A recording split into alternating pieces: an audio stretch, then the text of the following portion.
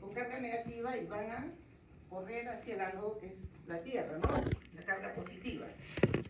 Entonces, en este desplazamiento no deben chocar con nada, ¿ya? Para que tengan mayor velocidad. Pero la velocidad es extrema y llegan a la plancha, una plancha que es el ánodo. ¿Entienden? El ánodo, una plancha de tungsteno. Es un metal que resiste las altas temperaturas.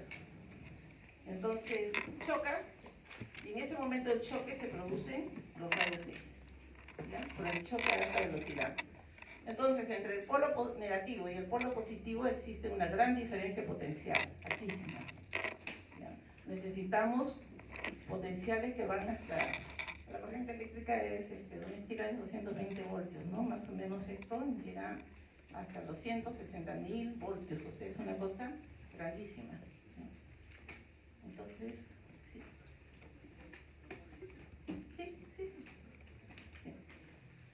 ¿Ya? Entonces, en esa situación en el ánodo se están produciendo los rayos X. Entonces la pregunta va a ser del examen, ¿no? ¿Dónde se producen los rayos X? Se producen en el ánodo, ¿ya? En la plancha que resiste el impacto de los rayos catódicos, ¿ya?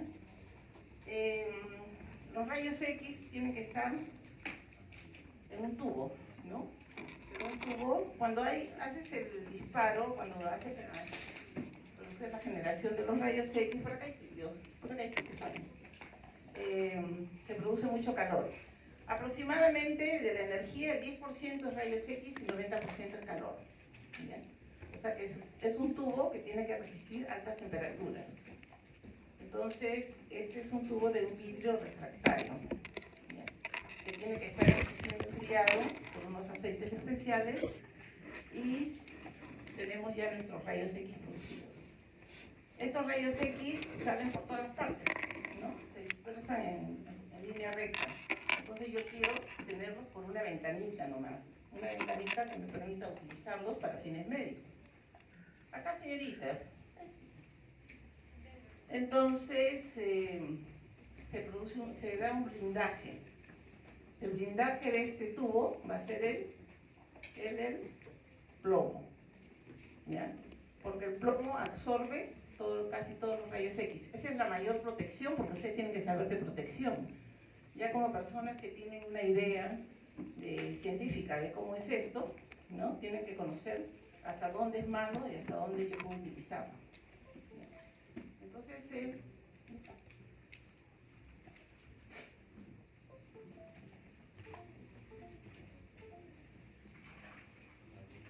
¿ya? Entonces se produce una salida por una ventana, ¿ya? Que incluso tiene unos mecanismos de colimación, o sea, unas bandas móviles, que va a ser diferente que tú radies un dedo a que radies una pelvis. Para un dedo necesitas una salida mínima, para una pelvis es mayor, ¿no? O un abdomen de un adulto, ¿ya? Entonces hay unas banditas, esto lo van a ver, incluso les voy a explicar con los equipos de rayos X, ¿ya? ¿Hasta ahí claro? ¿Ya? Producción de rayos X, el cátodo acuérdense siempre es negativo, es la corriente eléctrica que sale a alta velocidad, alto potencial, ¿no?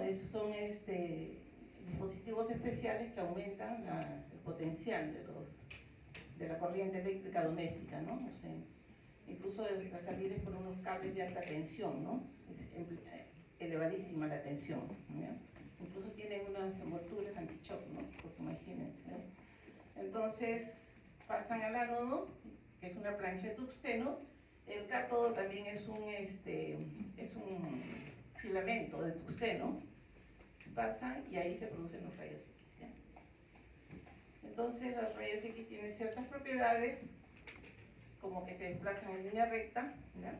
No se curvan para buscarlos, ¿no? O sea, un alumno de tal universidad, voy a atacarlo, ¿no? Siempre van en línea recta, ¿eh? Salen de un punto que se llama el foco, salen de un puntito y se dispersan en abanico. o sea, en línea recta, pero en abanico. Eso es importante conocer porque hay concepto también de la distorsión de la imagen, ¿ya? Hay que mentalizar también eso, que a veces se distorsiona la imagen cuando haces tu lectura. O sea, todos su mente van a estar dirigida, ¿cómo leo esa placa? ¿Cómo veo? ¿Me estoy engañando? ¿Estoy siendo muy subjetivo? Entonces hay que saber también estas leyes, ¿eh? Después se producen efectos biológicos negativos, ¿no? Y estimulan ciertos minerales que tienen que ver con la formación de la imagen radiológica, ¿no? En la parte médica nos interesa sobremanera esto, ¿no? Ya, entonces esta parte es importantísima de las propiedades.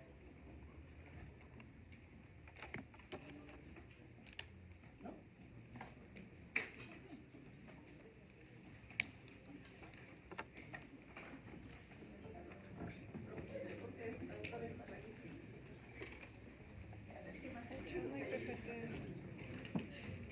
Ya. Algo interesante en esto, ¿no? Que descubrieron un planeta que es todo ese.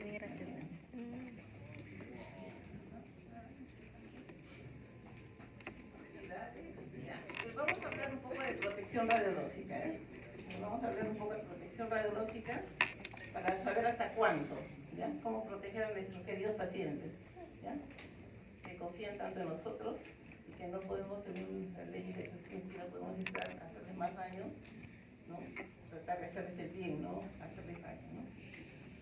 Entonces, se hacen reuniones internacionales, ¿no? Para ver cómo hacer esto de la protección radiológica más eficiente. Y una de las que es fundamentales como médicos generales que empezamos, desde residentes, perdón, desde internos, es la justificación, es una de ellas, ¿ya? La justificación. ¿Qué cosa es lo que se pretende con la justificación? Que queremos que ser médicos justos, hacer lo que sea lo mejor para el paciente. Entonces, ¿qué voy a hacer? Voy a decirle a mi paciente qué es lo que necesita, ¿no? ¿Qué ionización le voy a producir, ¿no? Si le hago tal examen o tal examen. Entonces, todo parte de una orden médica. La orden médica es que tú puedes elegir entre una tomografía de tórax, ponte un paciente con problema respiratorio, entre una radiografía de tórax frontal, lateral, oblicua, una tomografía. Entonces yo voy a marcar ahí qué orden, qué le voy a ordenar. Si yo no hago eso, no pasa nada con toda la cascada. O sea, yo voy a decirle, solamente necesito una placa de tórax. O clínicamente no necesita nada. Esperemos la evolución de su proceso neumónico y le puedo tomar la placa. Entonces, eso es justicia, ¿ya? Justicia para el paciente. Es todo lo que queremos nosotros, ¿no? Que no radiar, y sobre todo si es un niño, ¿no? Si es un neonato, sería garrafal, ¿no? Entonces, pido una placa de tórax o una tomografía, porque a veces necesita una tomografía.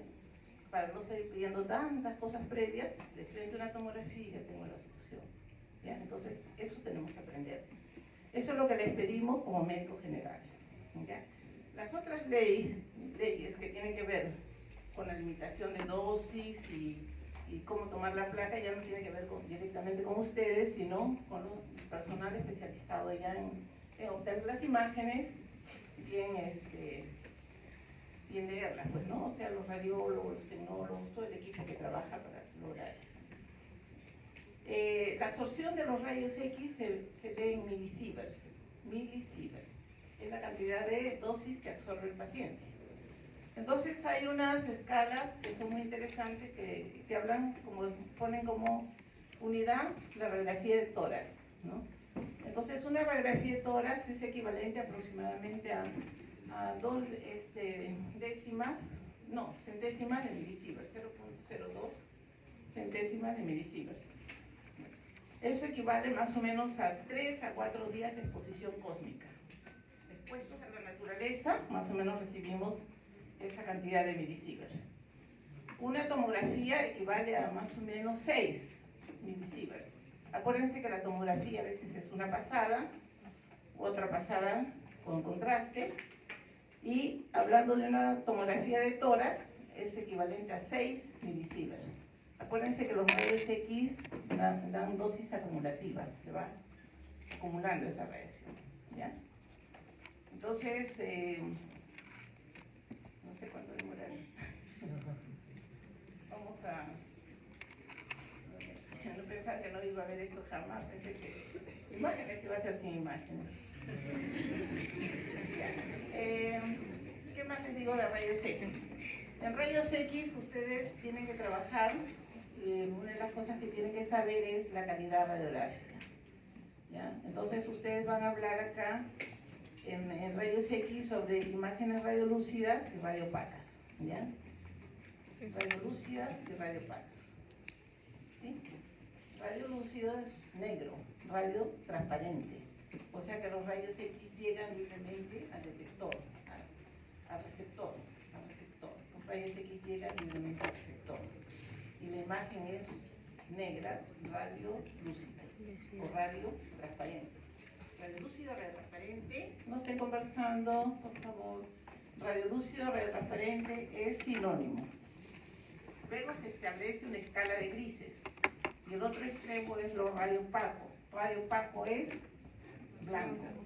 Y entre radiolúcido y radiopaco hay diferentes tonalidades de grises que estructuran la imagen. Acuérdense que si nosotros hablamos de escala de grises en una imagen, tenemos mejor percepción que en los colores del arco iris. O sea, en grises tú ves mejor que en los colores del arco iris. Vas a estructurar mejor la imagen. Entonces, ahí se está hablando entre radiolúcido y radiopaco de densidades, ¿no? Hablan de densidad aire para el radiolúcido, luego hablan de densidad grasa menos radiolúcido, ¿no? La grasa que está en las interfaces entre los músculos. Hablas de, vas aumentando la densidad conforme te acercas al hueso, entonces después hablas de densidad agua. Densidad agua es, por ejemplo, la densidad de los músculos, del corazón, que lo ves un poquito más radiopaco. Ya no es tan negro, sino un gris más claro. Y luego viene la densidad ósea, que se refiere a la cortical de los huesos, es blanco, radiopaco. Y luego hablas de la densidad metal también, ¿ya? Lo consideras la densidad metal porque a veces hay un cuerpo extraño ahí, ¿no? El algodón metálico, ¿no? En el cuerpo. ¿Ya? Entonces esta es la ley de las densidades. ¿Qué más? Hemos hablado también, creo que ahí está, en las posiciones también, ¿no? Que se toman las placas, ¿no? Las posiciones que tienen una relación directa con la anatomía, las posiciones verticales, las posiciones horizontales, que están en relación con el movimiento del aire y los líquidos en el cuerpo, ¿no? Siempre el aire va a estar en la parte superior y tú te vas a dar cuenta que está en bipedestación o está en decúbito si el aire está en la parte superior del abdomen, por ejemplo en el estómago, la región anterior si está en decúbito sería superior. ¿Ya? ¿Ninguna pregunta, chicos? Nada. Saben de los rayos X, de las imágenes.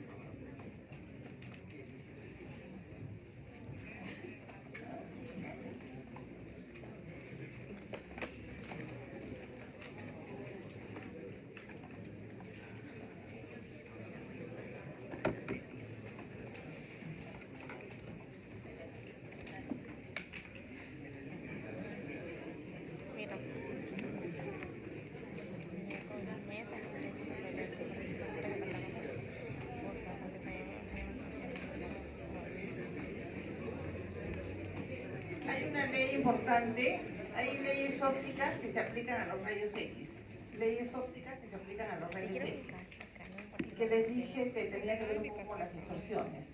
Una de esas leyes es la ley de las tangencialidades, ¿ya? La ley de las tangencialidades dice que tú solamente vas a poder representar la imagen en la imagen cuando el haz de rayos X cae tangencial a los bordes, ¿ya? Por eso las placas, la mayoría de placas de hueso se toman en frontal y lateral. Entonces tú tratas de disociar un poco las estructuras en diferentes planos, ¿ya? Entonces tangente a los bordes vas a ver la imagen. Si hay alguna estructura que está un poquito más interna, que no, el haz de rayos X no pasa tangente, tú no la ves. Eso nos pasa, por ejemplo, para lo que ya no sirve, ya no se usa, no debe usarse, la radiografía del cráneo, cuando hay un TEC. ¿Ya? Cuando hay un TEC, tú esperas ver la fractura, pero solamente la puedes ver si el haz de rayos X pasa tangente a los bordes de la fractura. Entonces no te sirve de mucho, ¿no? Si no ves la fractura, porque puede tenerla. Entonces no te sirve realmente la radiografía del cráneo para eso. ¿Ya? Hay otra ley que se refiere a la sumación de imágenes, o sea, sumar los planos anteriores, medios, posteriores de un volumen, por ejemplo el tórax, y se va a representar en dos planos, que es la imagen, es ancho y largo nada más, que representa un volumen, ¿no? Entonces se van a sumar planos anteriores, medios, posteriores en tu imagen. Entonces, si tú, por ejemplo, ves una imagen redondeada de aspecto quístico, tú no sabes si está en la pared, y no sabes ni siquiera si está en la pared anterior o posterior, o si está dentro del tórax, ¿ya? Entonces, muchas cosas que vamos a aprender van a tener que ver con esto, cómo disociar, cómo determinar si la lesión está realmente dentro del tórax o está en otro plano, ¿no? ¿En qué plano está? ¿Ya? En algunos casos que usábamos anteriormente en los controles de mama, en cáncer, metástasis pulmonares, se usaba reparos en los pezones. ¿Por qué metales? Reparo se refiere a elementos metálicos en los pezones, porque a veces el pezón daba una imagen nodular que te sugería que había una lesión metastásica en el pulmón, ¿ya? Porque no sabía si estaba en el plano anterior o posterior o era en el plano pulmonar, ¿ya? Entonces, eso es importante, estas leyes de la... Ya, ahora.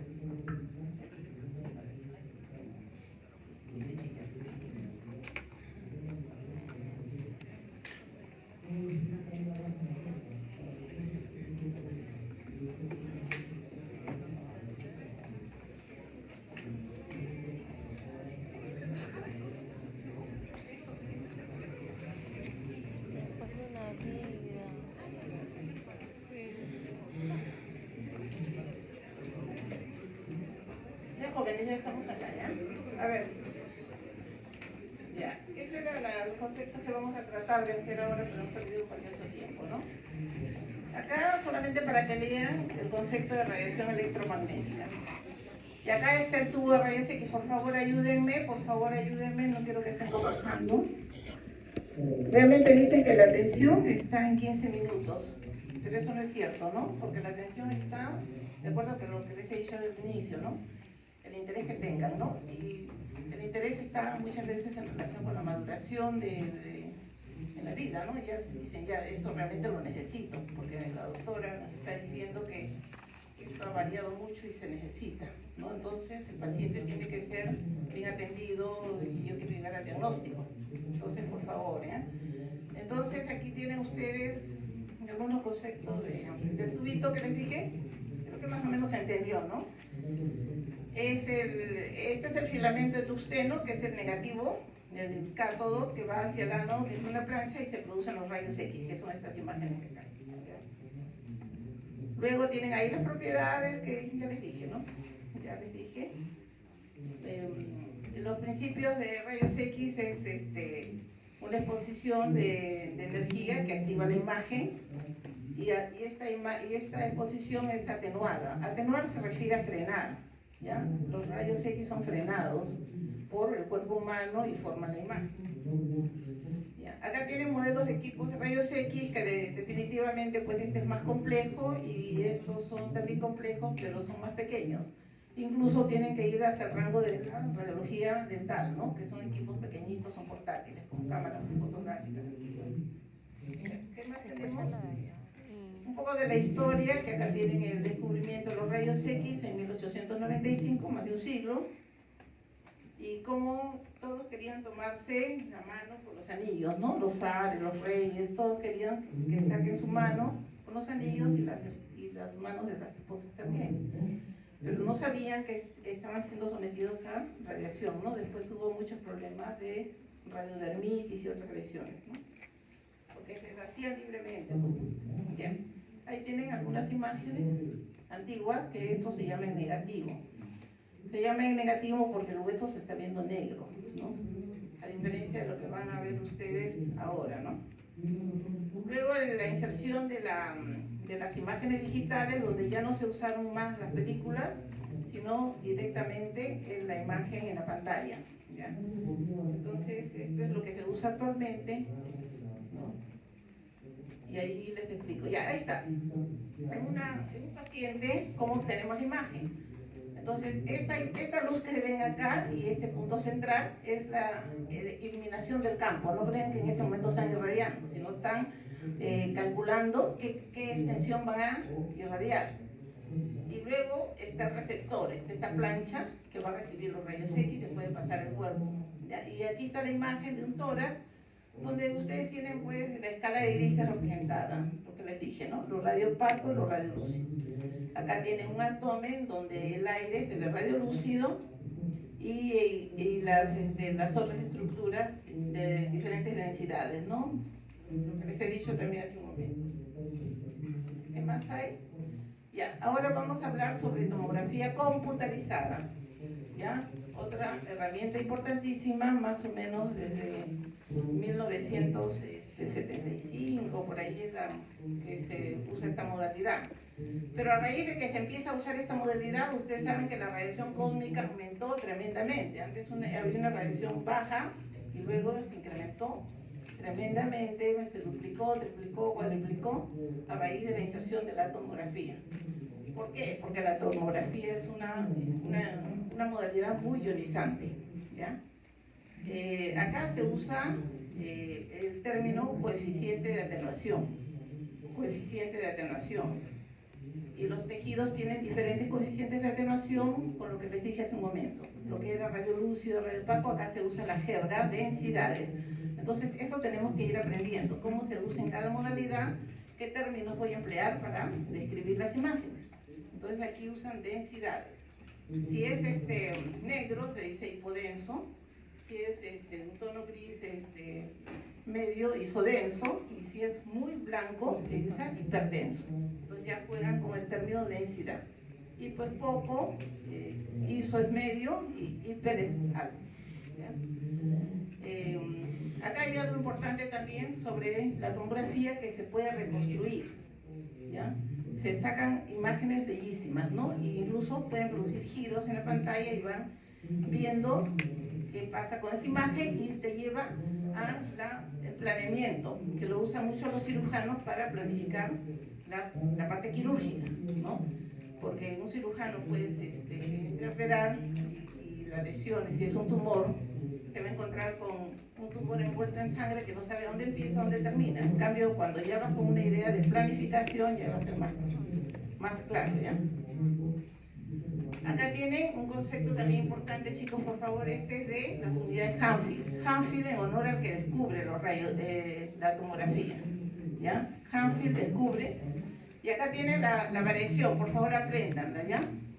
El agua es 0, HU, eso lo van a leer en sus artículos, que no estén conversando, cuando hagan sus revisiones. HU es unidad de Hanfield, la grasa es menos 60 a menos 120 unidades de Hanfield, el aire es menos 1000 unidades de Hanfield y el hueso compacto es más 1000.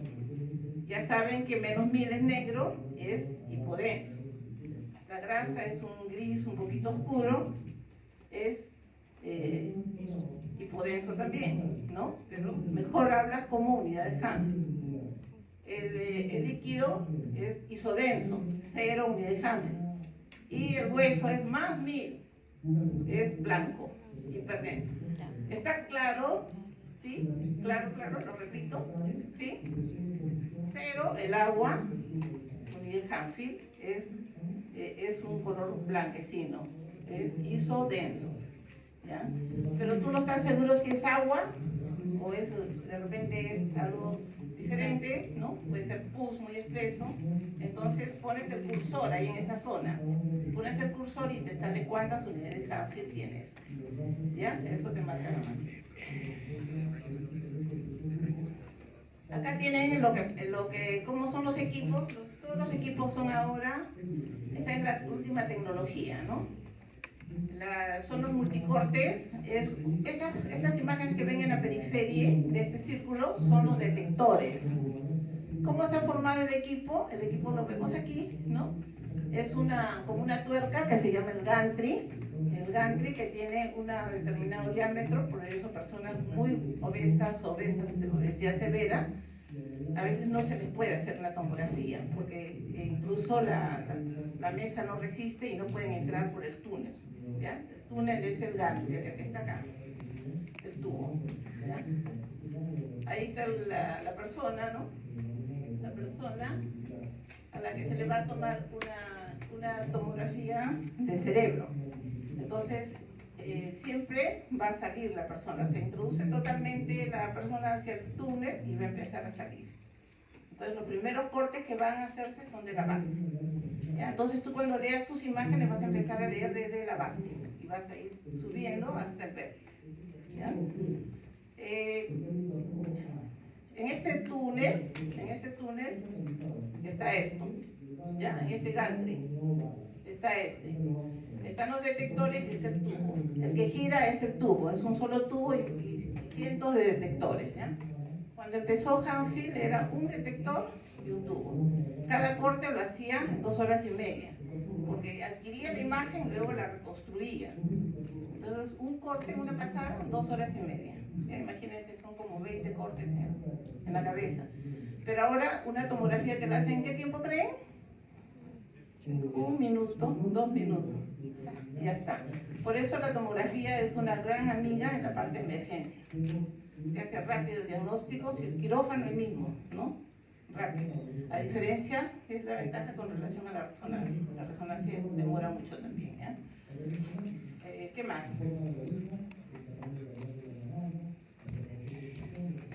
Miren, acá nosotros primero sacamos los cortes axiales, así como la salchicha, axiales, y luego los reconstruimos.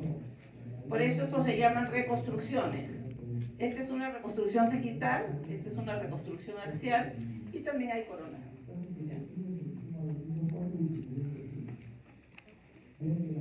Acá tienen más imágenes para que vean en abdomen toda la belleza que les muestra la tomografía, que es clarísima, ¿no? Estas imágenes son ya reconstrucciones. Esta es una reconstrucción axial, esta es coronal, ¿ya? Otra coronal y otra coronal en diferentes patologías. Y acá pues pueden ver ustedes la grasa, que es la grasa entre las vísceras, que es hipodensa. El huesito, hiperdenso, isodenso el hígado y algunos quistes hipodensos. Otra modalidad de vigencia es la mamografía, y ahora se usa la mamografía digital. El problema de la mamografía, que es ionizante, se usa mucha radiación. Se está tratando de mejorar con la parte digital. Desde que se ha adicionado la parte digital, la radiación empleada en los pacientes ha disminuido, ¿ya? Lo digital ayuda a reducir la radiación. Entonces, algunos hacen la tomosíntesis, que son modalidades de mamografía, ¿no? Pero la mamografía tiene una gran ventaja. La mamografía te muestra estas imágenes de la mama sin contraste. O sea, tú puedes diferenciar bien escala de grises sin contraste. ¿De repente quieren que apaguemos la luz?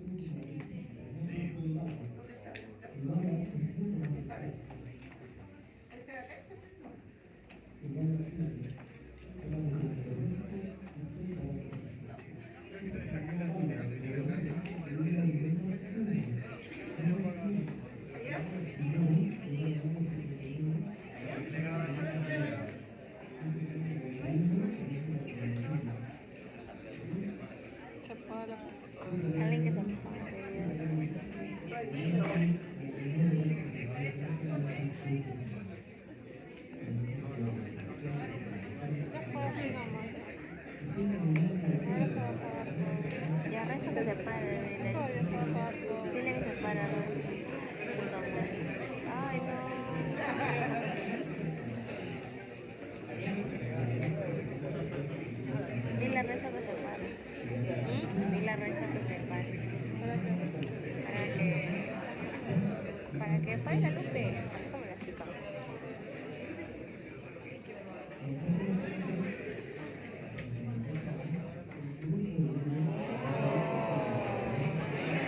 Gracias, gracias.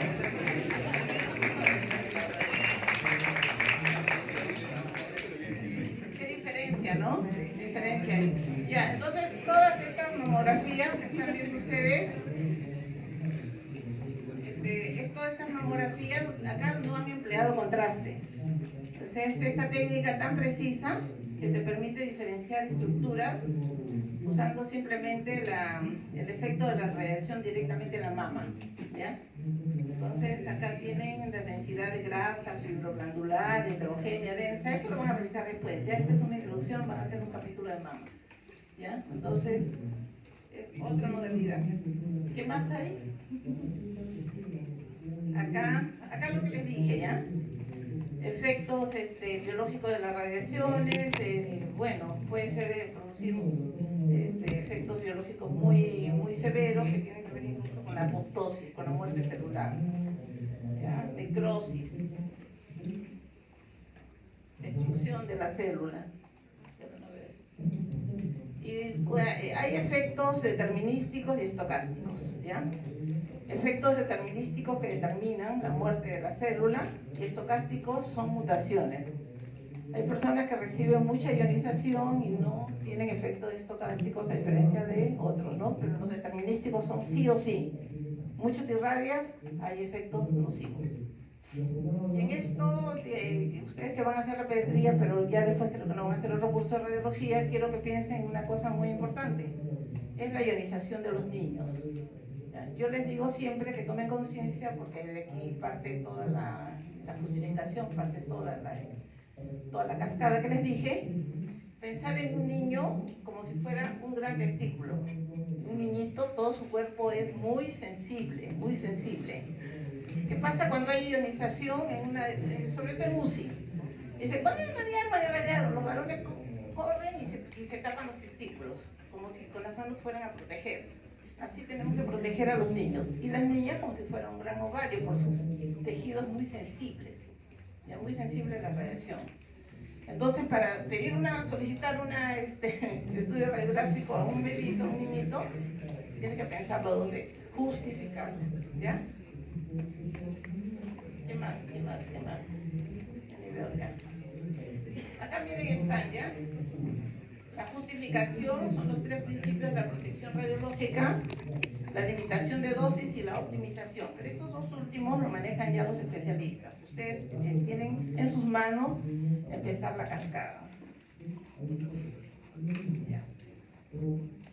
Acá están los principios de Alara para que los lean. Yo les he puesto muchas cosas ahí, pero para que ustedes lo lean, ¿ya? Porque no vamos a estar hablando de cada punto de estos, pero quiero que sepan bien ese concepto de dónde sale, ¿ya? Los principios de Alara, optimización de Alara, tienen que conocer el término, ¿ya?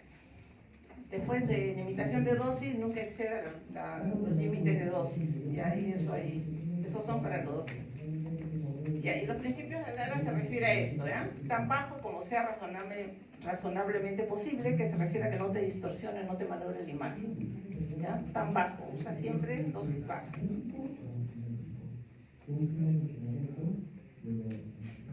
Y acá el ejemplo que les dije, acá les dejo el cuadro con relación a los millisieverts y la radiografía de tórax, ¿no?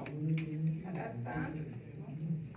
Más o menos cuánto es la tomografía computarizada, que es 6.1 milisievert, por favor, equivale a 2 años de radiación cósmica.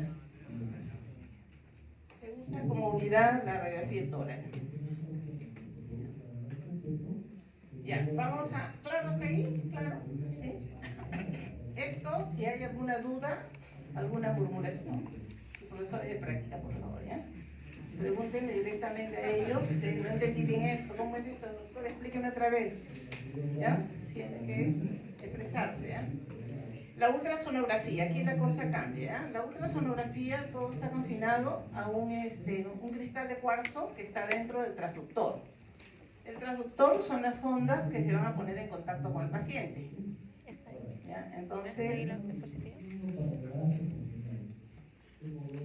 son el ingreso a la corriente eléctrica de esos transductores que los tienen acá, ¿ya? Que es convexo, uno con una motita lineal, un sectorial, ¿no? sectorial, más pequeño todavía. Las imágenes tal cual. Entonces, ahí está el cristal de cuarzo adentro, entra la corriente eléctrica, activa el cristal, se contrae y se expande. Se contrae, se expande y emite sonido. Sonidos de alta frecuencia. Qué increíble, ¿no? Cristal de cuarzo es esta maravilla, es magia. Entonces, estos sonidos van a pasar el cuerpo humano y van a recorrerlo de acuerdo a la impedancia acústica. Eso se refiere al freno, a la atenuación, pero acá no se usa el término atenuación, sino impedancia acústica. Si es agua, pasa a la libre. Si es hueso, no pasa. ¿Ya? Si es aire, no pasa. Entonces el hueso, el aire son enemigos de los sonidos, ¿no? Del ultrasonido. ¿Qué cosa es lo que son sus amigos? El líquido. Detecta muy bien lo que es líquido y las partes blandas, las partes de estructuras parenquimales, por ejemplo, ¿no? Yo le recomiendo al joven que se siente como soldado, ahí está muy acá, derechito, porque esa es una invitación al cerebro cuando ustedes quieren dormir, ¿no? Se ponen, se acomodan rico ahí, que dicen, el cerebro entiende, dormir, dormir, dormir y después ya se durmió, ¿ya? Derechito, por favor, como soldado. Ya vamos a acabar, vamos a acabar. Ya, entonces, pasa al cuerpo humano y el mismo sonido que entró rebota y vuelve al transductor. El mismo sonido que pasó vuelve al transductor. ¿Ya? De acuerdo a la impedancia acústica, en algunos sonidos pasan libremente, otros regresan, rebotan inmediatamente. ¿Ya? Entonces, ese rebote va a pasar por la computadora y va a estructurar la imagen en escala de grises. ¿Claro?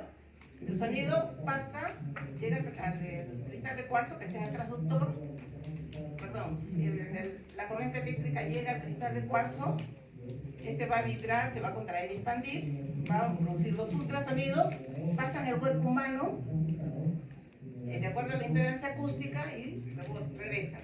¿Ya? Entonces se estructura la imagen. La ultrasonografía es una de las de los exámenes tan bondadosos. Creo que ya llegó el doctor Amaro. Doctora, ¿ya está aquí?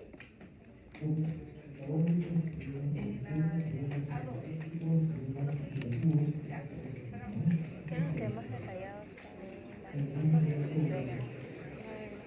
¿No? ¿Cómo se explica? Ya, otra cosa importante. ¿Ya?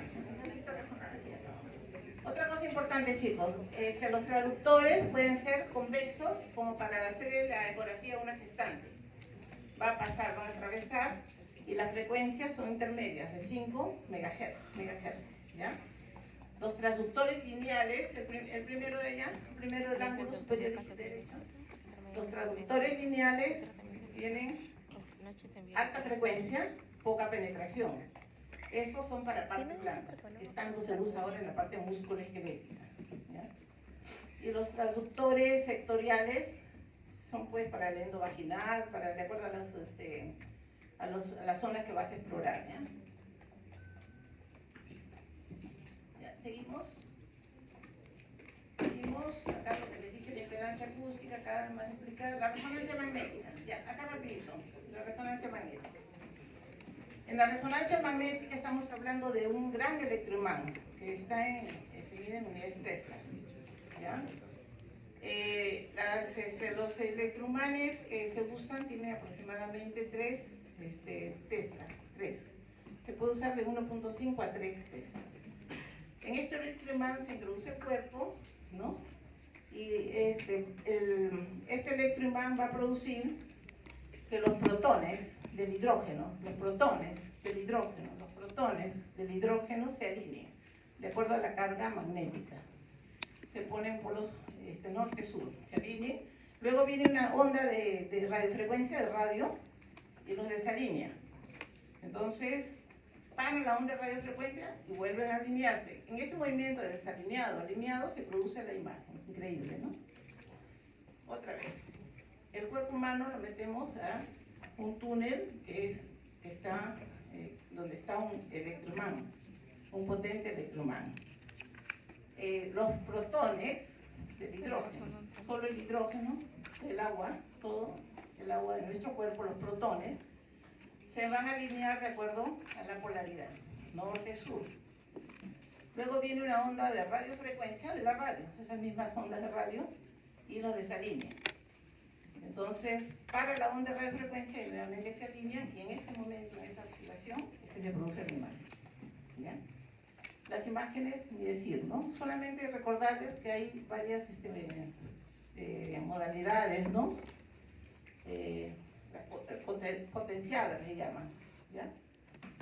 Y T1 es donde el agua se ve negra. El líquido cefalorraquídeo se ve hipointenso, perdón. Se ve hipo, otra jerga, ¿ya? Hipo, tengo que abrir el portador, negro, hipointenso, negro, y esta es la imagen anatómica, y es la imagen T1, y es la imagen vamos a abrir dentro un poquito de ahí. Es la imagen anatómica, ¿no? Es una revisión anatómica y es donde se usa el contraste, porque acá se usa gadolíneo, un contraste paramagnético, ¿ya? Entonces, en D1 es anatómica. Y la más, bueno, hay muchas secuencias ahora, ¿no? Este estudio trata de ser un poquito funcional. Ya saben ustedes que, entre lo morfológico que hemos visto hasta ahora y lo funcional, ustedes se quedan con lo funcional, que tiene más información. La función te interesa más que la morfología, pero a veces puedes agrupar. Entonces, en esto hay mucha connotación, ¿no? Funcional también, ¿ya? Y T2, T2 el agua se ve blanca, hiper intensa. Y el agua es como el edema. Entonces este T2 me sirve básicamente para determinar edemas, ¿ya? Edemas, hemorragias. Y hay otras secuencias más, ¿ya? Entonces acuérdense que es simplemente una introducción para que no estén muy confundidos. La densitometría es otra modalidad radiológica para medir la carga de calcio en el cuerpo, ¿ya? La densitometría, ustedes saben que lo usamos mucho en la parte de osteoporosis, ¿no? La medicina nuclear tiene la bondad de trabajar en la parte de función y se usa la cámara gamma. Se usan unos radiofármacos, o sea, inyecciones a la vena, con unas sustancias que son radioactivas, ¿ya? Sustancias radioactivas que se usan en física, pues no cantidades mínimas. Estas sustancias radioactivas van a depositarse en zonas donde hay, por ejemplo, inflamación, ¿ya? Entonces ahí la cámara hace un rastreo y las capta. Es por eso que la medicina nuclear te ofrece muy buena información en lo que es inflamación reciente, por ejemplo, una osteomielitis, una lesión. Y esto se le ha adicionado el PET scan y todo eso, ¿no? Acuérdense que el término inflamación es tan genérico, todo produce inflamación, hasta los problemas congénitos producen inflamación, un trauma, una infección, un tumor.